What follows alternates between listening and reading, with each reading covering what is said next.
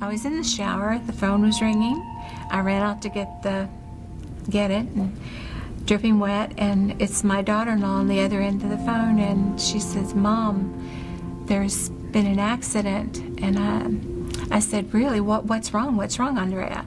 And she said, "Promise me you won't get upset." I said, "I won't get upset. What is it? What is it?" And she said, "Well, there's been an accident." I said, "Is he hurt?" She said, It's bad." And I said, "Andrea, you have to tell me now." And she said, "He's dead." And I screamed, and she said, "You promised you wouldn't get upset."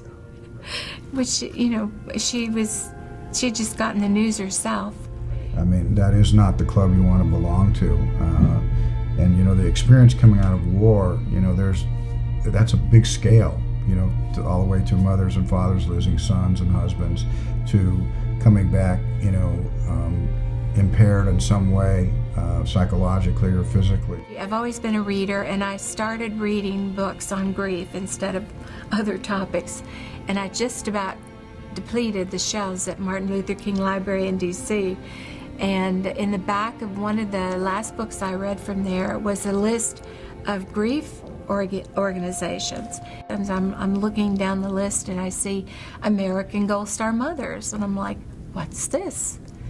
When my brother was killed, my mom never knew about it. You know, there's an example right there of somebody who you know, never had any kind of support at all.